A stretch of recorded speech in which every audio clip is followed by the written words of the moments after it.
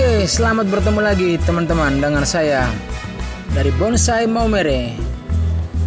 Kali ini saya akan memperlihatkan bagaimana kita mengekspos akar bonsai kelapa ya teman-teman.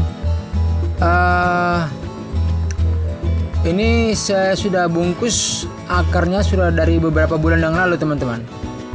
Sehingga saat ini saya akan membuka, walaupun kita buka setengahnya dulu ya teman-teman. Kita melihat akarnya apakah sudah banyak atau belum teman-teman. Jadi ini sekarang sementara saya membuka dengan hati-hati supaya akarnya tidak putus nanti. Di samping itu kita juga membersihkan rumput-rumput yang ada di sekitaran pot, yang di dalam pot teman-teman. Kita keluarkan medianya. Oh ya teman-teman, di sini saya menggunakan media dari kokopit dicampur sedikit tanah. Kita tahu bahwa kokopit ini kan menyimpan air ya, sehingga kelembaban tetap terjaga teman-teman. Demikian juga dengan tanah, walaupun sedikit tapi ada nutrisinya teman-teman, sehingga akarnya bisa mencari makan di dalam. Jadi ini kita bersihkan dengan hati-hati supaya akar yang ada di dalam media tidak terlalu banyak yang putus ya. Memang sebentar kita akan membersihkan serabut akar yang halus, yang kecil-kecil, yang tidak kita butuhkan. Jadi di sini saya membersihkan medianya. Oh ya teman-teman, untuk membuat atau mengekspos akar ini harus dari awal sebenarnya teman-teman. Sejak penanaman bonsai kelapa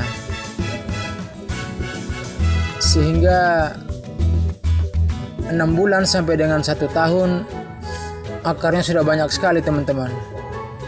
Nah, yang saya lakukan kali ini dari awal memang tidak saya lakukan seperti ini teman-teman, sehingga kelapa ini kurang lebih berumur 7 atau 8 bulan ini baru saya bungkus kembali untuk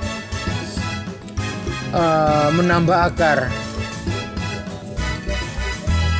Jadi ini sekarang kita membuang atau memotong akar-akar yang kita tidak butuhkan teman-teman, yang kita tidak pakai, akar-akar serabut ini, sehingga nanti tertinggal cuma akar-akar yang besar ya teman-teman, sehingga nampaknya rapi. Kalau kita tidak membuang atau membersihkan akar-akar yang kecil-kecil, akar serabut ini akan berkesan sangat romol teman-teman, sangat tidak baik, tidak bagus ya. Jadi ini juga kita memotong akar yang kecil-kecil. Di samping itu juga kita sekalian membersihkan media yang masih menempel di batok kelapa atau di akar-akar ini teman-teman, sehingga proses pemotongan atau pembuangan akar yang tidak dipakai ini bisa berjalan dengan baik.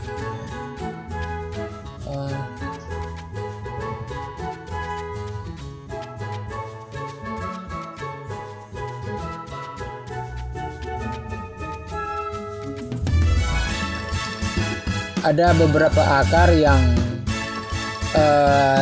belum sampai ke dalam pot ya teman-teman. Itu akar yang tumbuhnya kemudian, sehingga saat pembukaan polybag, walaupun kita memperlihatkan setengah dari ekspos akar ini, terdapat beberapa akar yang belum sampai ke dalam dasar pot, sehingga itu biar kita buang saja, tidak apa-apa. Yang kita butuhkan di sini adalah akar yang besar dan yang sudah sampai di dalam pot. Maksud saya kenapa saya memotong setengahnya dari polybag ini teman-teman, itu sebenarnya dengan maksud bahwa mungkin saja ada akar-akar yang belum sampai ke dalam pot teman-teman, seperti tadi. Jadi kita biarkan saja dulu setengah polybag ini, media yang ada di dalam polybag ini, dengan maksud supaya akar yang belum sampai ke dalam pot, ke dalam media tanah yang ada di pot, itu nanti mereka bisa berjalan atau bertumbuh terus ya sampai ke dalam pot ya teman-teman. Jadi media yang setengah di dalam polybag ini itu menjadi tempat untuk akar-akar tersebut mencari makan, sehingga seiring berjalannya waktu akar-akar ini bisa sampai ke dalam pot teman-teman. Nah, setelah kita membersihkan medianya, kita memotong akar-akar yang tidak kita butuhkan, kita juga harus semprot teman-teman untuk membersihkan media tanah yang mungkin saja masih terselip di antara akar-akar atau masih melekat di batok kelapanya dan di akar-akar itu. Jadi kita harus semprot untuk membersihkan media tanam tersebut teman-teman. Di sini saya juga menggunakan kuas ya teman-teman, supaya lebih bersih. Memang ada beberapa akar serabut yang belum terlalu pendek saat dipotong tadi. Saya menggunakan gunting yang besar nih teman-teman. Harusnya menggunakan gunting yang kecil atau pisau cutter. Tapi kalau pisau cutter agak rawan juga teman-teman. Takutnya saat pemotongan tuh ada akar yang bisa putus. Saat kita tidak hati-hati, nanti pisaunya bisa melenceng dan kena akarnya. Jadi kalau saya pribadi, saya selalu menggunakan gunting biar lebih aman teman-teman.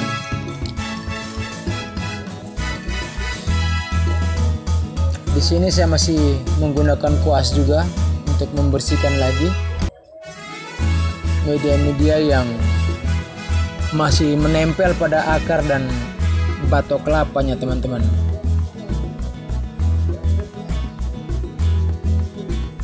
Oh ya teman-teman, sambil menikmati video ini, jangan lupa like, komen, subscribe, dan juga share video ini ke teman-teman kalian agar channel saya ini dapat berkembang lebih baik lagi teman-teman.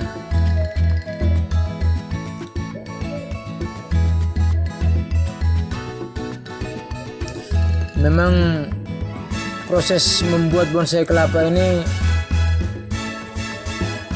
sebenarnya tidak sulit teman-teman, hanya membutuhkan waktu yang lama.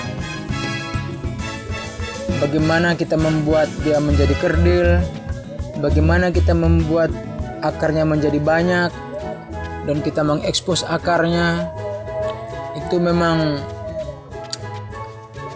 membutuhkan waktu yang lama teman, berbulan-bulan bahkan bisa tahunan ya. Harus banyak bersabar.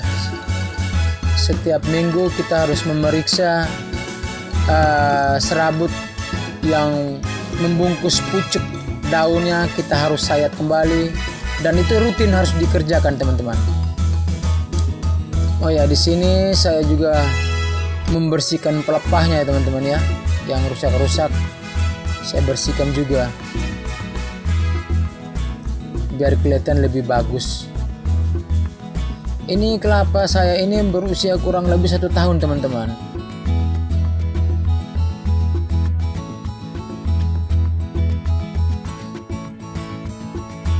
Sudah mulai nampak, batang bawahnya sudah mulai nampak ya, sekitaran 2-3 cm. Mudah-mudahan kedepannya bisa jauh lebih baik lagi dari ini. dari yang kelihatan sekarang ini. Ya teman-teman, inilah hasil setelah saya membuka sebagian media untuk memperlihatkan akarnya. Ternyata akarnya sudah bertambah ya teman-teman, bertambah lagi dan sudah mencengkram batoknya. Mudah-mudahan kedepannya lebih bagus lagi. Oke teman-teman, terima kasih sudah menyaksikan video ini. Sampai bertemu di video berikutnya. Salam satu hobi.